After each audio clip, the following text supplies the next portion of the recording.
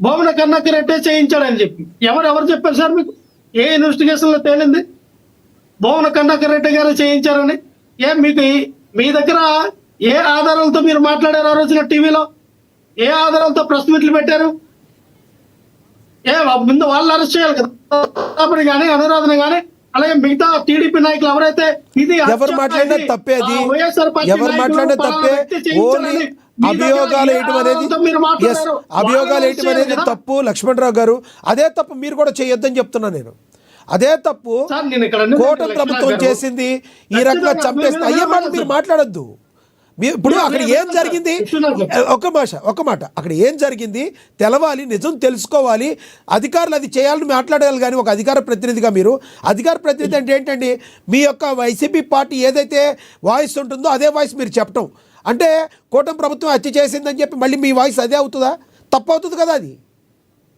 వినాలి సార్. ఇక్కడ కూటమి ప్రభుత్వం హత్య చేసింది అంటే అర్థం ఏంటంటే కూటమి ప్రభుత్వం యొక్క ఒత్తిడిని తట్టుకోలేక కూటమి ప్రభుత్వం అధికారులు ఎవరైతే వాళ్ళ ఒత్తిడి తట్టుకోలేక ఆత్మహత్య చేసుకున్నా లేదా కూటమి ప్రభుత్వం చంపినది ప్రభుత్వ హత్యగానే భావిస్తారు.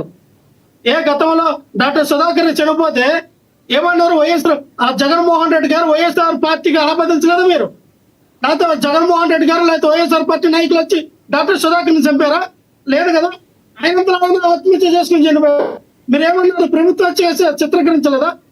సో ఇక్కడ ఖచ్చితంగా గవర్నమెంట్ ఏ గవర్నమెంట్ ఉంటే ఆ గవర్నమెంట్ మీద ఇది ప్రభుత్వానికి సంబంధించి ప్రభుత్వం వైపు మాట్లాడుతుంది. Political strategy. ఖచ్చితంగా ఇది పొలిటికల్ హత్య, ఇది కూటమి ప్రభుత్వం హత్య అని చెప్తారు. అంత తప్పే ఉంది. అది కాదని నిరూపించుకోవాల్సిన బాధ్యత మీది. అది ఎవరో గల్లీలో ఉండే మాట్లాడేవాళ్ళు లక్ష్మణరావు గారు గల్లీల్లో ఛాయ్ షాపుల దగ్గర మాట్లాడుకునే వాళ్ళు మాట్లాడి, అంతేగాని ఎవరు కూడా ఇది ఏ మీడియా కూడా సుధాకర్ వైసీపీ ప్రభుత్వం చంపేసింది ఎవరు చెప్పలేదండి. మీరు అధికార ప్రతినిధిగా మాట్లాడకూడదు. అది అదే తప్పు ఆయన చేసింది. చాలా తప్పు. ఇన్ని రోజులు డిబేట్ లో ఏం మాట్లాడారు?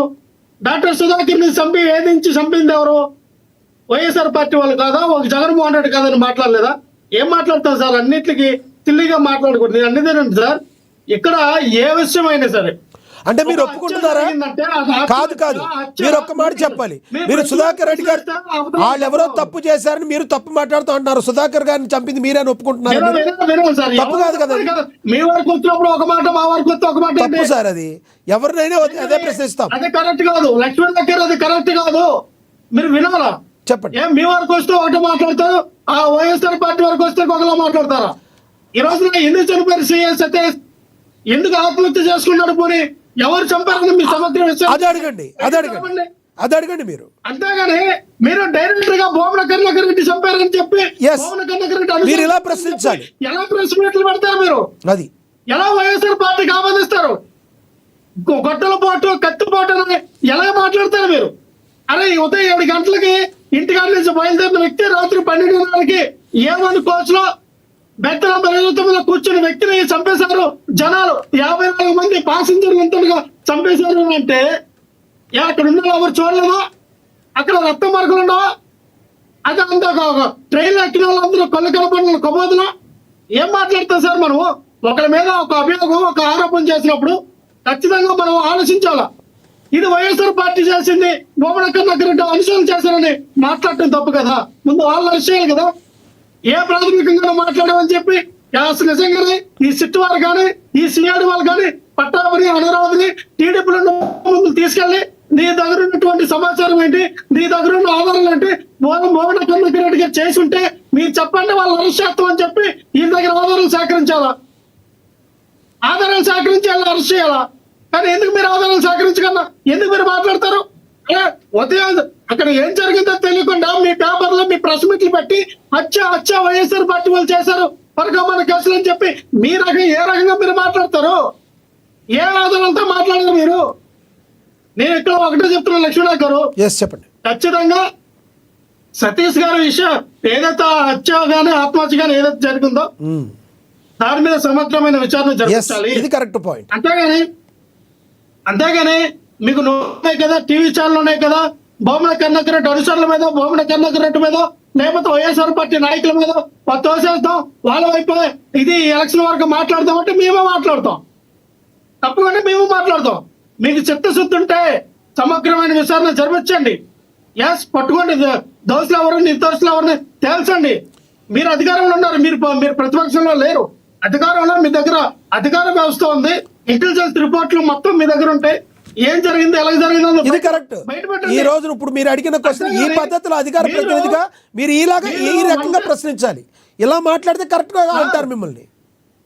నేను అనేదండి సార్, వన్ సైడ్ గా ఒకవైపు ఎందుకు మీరు తోస్తారు?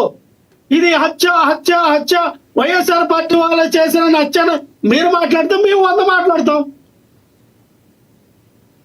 మీరు చేస్తే మేము చేస్తామంటే ఎక్కడి వరకు వెళ్తుంది? ఎవరికైనా సార్, మీరేమో అది అధికార ప్రతినిధి అయినా సార్, సామాన్యమైన కార్యకర్త అయినా ఎవరికైనా భారత రాజ్యం డాక్టర్ బిఆర్ అంబేద్కర్ గారు ఇచ్చినటువంటి వాక్ స్వాతంత్రం, ఎవరైనా మాట్లాడతారు, ప్రశ్నిస్తారు.